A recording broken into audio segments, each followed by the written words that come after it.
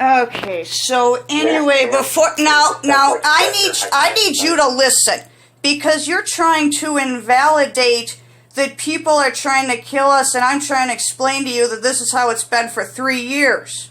Now I need you to listen. In the middle of September 2017, we were assaulted by the woman who lives in Unit 411 because her sister almost killed us with her car when she was peeling off in reverse leaving the parking lot, and instead she totaled 2 vehicles. I was discussing this with the neighbors whose truck was smashed and the neighbor whose car was smashed, and police were on the way, so I was remaining as a witness. The woman in 411 swore to kill the cripple bitch and jump me from behind. Our former owner, who was holding my 2.5 at the time year-old son, jumped in to get involved. He called the woman the N-word. He did that because he's racist and that's how he is. And then she renewed her attack on my son and me. When police arrived, she explained that she attacked us because I used that language, because she didn't want to point out the big 6.5-foot tall former football player, third generation biker, as the one using racial slurs. Her attempt to kill my son and me, he suffered a concussion. He was unconscious for 2 hours, rushed to Children's Hospital where he was revived. This happened because we were at the wrong place at the wrong time, and my former owner decided to exercise his white fucking privilege. It happened again when a friend of 411, who lives in 208, attacked my son and me in the elevator in the building about a year later in 2018 in the fall, because I was trying to get my exuberant, doesn't listen so well 3.5-year-old son off her chihuahua, because I was afraid he would injure the dog and the dog would retaliate and there'd be this big thing. I was trying to keep this dog and my son safe from each other. The woman in 208 loudly announced in the elevator that she doesn't need a cripple white bitch to tell her anything about her dog. Ma'am, I'm not telling you anything about your dog. I'm trying to keep your dog safe from my overactive son. She proceeded to follow us, stalk us down the hallway, threatened to kill us, threatened to send her brother after us, threatened to send her chihuahua after us. 3-5 different ways. She was talking about how she was going to kill the cripple white bitch and the cracker baby. And then her and 411 are out sunbathing in their bikinis in the backyard. They're constant friends. They're always together.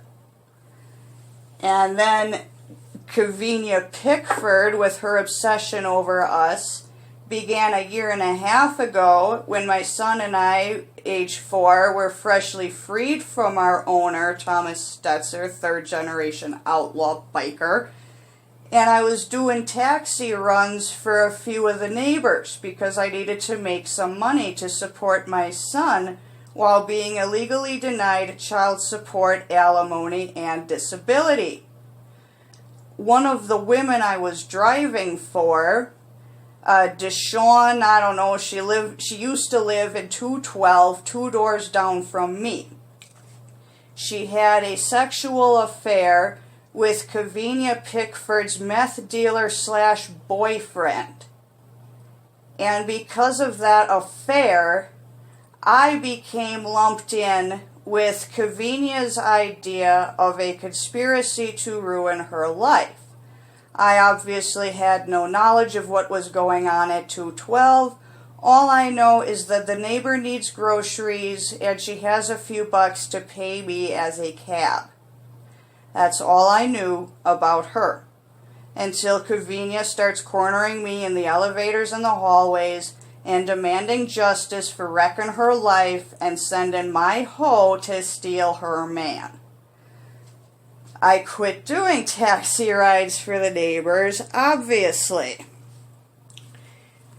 And a year and a half later, Kevinia Pickford is still obsessed, as are 208 and 411, who are all friends, all drink together, all party together, all do coke together, all do meth together.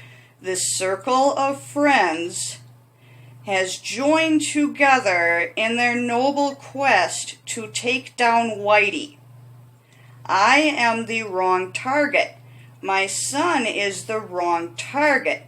They are confusing us for our racist slave-owning former trafficker, my rapist Thomas Stetzer, and my mother, a fourth-generation Ku Klux Klan who dated her uncle, got dumped, married my drunk-ass alcoholic non-vet dad, and decided that she didn't deserve a defective, crippled kid, so I became property at the tender age of newborn. This woman and her circle of friends, yes, are conspiring to murder my son and myself because we are disabled and white. And for you to say that I have nothing to worry about because the woman who woke me up out of a dead sleep on October 7th, screaming and pledging and trying to convince the neighbors to help her kill the cripple bitch and the cracker baby, wasn't Kevinia Pickford, that, according to you, means I have nothing to worry about. That's not true. I now have a person whom I don't know is trying to get us killed. So, for the purposes of our refugee case to New Zealand, because my son and I are both lifetime survivors of human trafficking, and we are now under attack in this race war by our allies, who I'm trying to help, you're telling me that the threat isn't credible and that nobody's trying to hurt us, and you don't believe that. Sir, I've been living in Colorado since January of 2014, and you need to get out and learn some things. The people here are ready for civil war. I don't want any part of it. I just want my son and me to be allowed to live a safe existence, free from ownership and free from murder attempts. I'm going to interrupt you because I've been letting you talk for over 5 minutes, telling me that everything from 2017 of living in there. To start with, I never said you didn't have anything to worry about. What I told you is, per law, I need things that I can prove in court that the district attorneys will accept. They won't accept when I pull up video and Pickford wasn't there. That's all I understand that Pickford wasn't there. Let me finish. I let you talk for over 5 minutes. I also told you that I would talk to the manager this morning to see if she knew who that person was. Okay? And when I have something solid that I could go to the district attorney's office and say, I'd like to file an arrest warrant for this person because I've got this, this, and this, that's what I said. I never said I didn't believe you. I never said that you don't have anything to worry about. You just said that. Don't put words in my mouth. You just said that, which is why I had to educate you, because you seem to think that our lives are not in danger here, where they have been in danger since a month and a half after we moved into this godforsaken ghetto owned by the government. Did I ever say your lives are not in danger? You said we don't have to worry about Kevinia Pickford, so I have no reason to be calling and bothering you about somebody yelling in the hallway. You literally said that before I had to correct you. our conversation is done. I'm sorry you feel that I said that, but I know for a fact I did not say that. I will continue to work this case as hard as I can. You have a good day, ma'am. Mm-hmm. This is the Denver police. This is why the police need to be defunded. I have multiple people using this building as a home base to plot and attempt to kill my son and me because we're disabled and we're the children of white slave owners. And I've got this cop telling me that I've got no business bothering him because it wasn't Pickford in the hallway on October 7th at 4 a.m. bellering and screaming, drunk as hell, about killing the cripple white bitch and the cracker baby, which is what 411 and 208 and Kevinia Pickford and now this new mystery assailant have been plotting and planning and screaming and obsessing over doing since we moved in to this coalition. Colorado Coalition for the Homeless owns this building, this godforsaken ghetto, where it's okay to cook your meth in Unit 203, and it's okay to smoke your meth in 217 and 218, and it's okay to try to kill the family in 216. Just another day in Denver. And I have no reason to be so concerned because I'm white and he doesn't believe that I would come under such prejudice like that. Yeah. Ugh. So I need to get the hell out of here. We don't have time to wait until 2024 for Andrew Yang to be president and eventually swing the pendulum back. We don't have time for that because we might be dead today, tomorrow, whatever.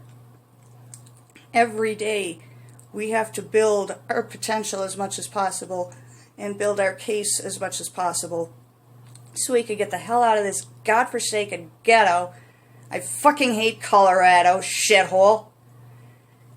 And get somewhere better, where our lives might actually matter for once ever.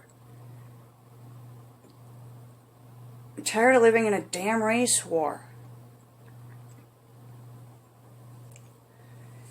I was born into a race war when my Ku Klux Klan mother's family tried to indoctrinate me into their bullshit.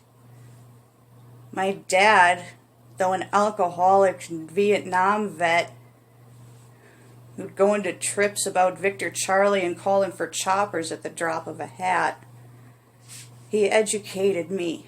He taught me better. He taught me that we all come from Adam and Eve. We all come from Noah's family. We all come from the same family.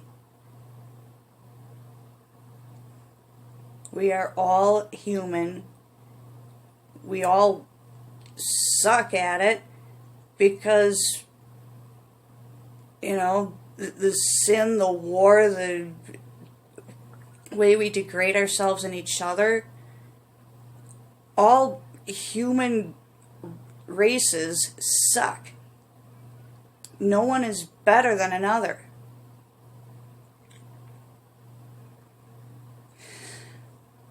My dad taught me that white supremacy is the root of murders around the world as long as there's been a world.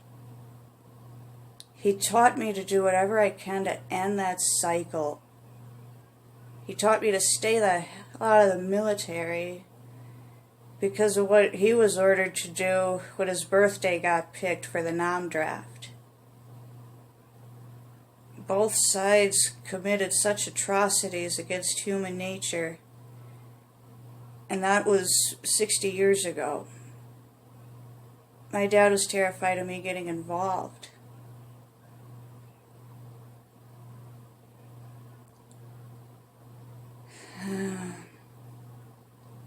And now we're being attacked because we're the wrong skin color and we're disabled, so we're easy pickings. We're being attacked and conspired against by the same group of people, this expanding group of friends, in this apartment building, and I've got this cop telling me that I'm wrong to be scared for our lives. This time it wasn't Kevinia Pickford in the hallway. Whoever it was woke me out of a dead sleep at 4 in the morning on October 7th, screaming drunkenly about killing the cripple white bitch and the cracker baby. If it wasn't Pickford, who was it? There's a bunch of people I already know who want us dead. Who's this one? So I know to watch out and keep my son safe. Because my son loves literally everybody. If he sees somebody, he'll run up to him and want to give him a hug. That's who my son is now, post-Stetzer slavery. While we were in captivity, my son wouldn't even let anyone touch him. Now he wants the whole world to give him a hug. And I don't want him to hug the person who wants us dead.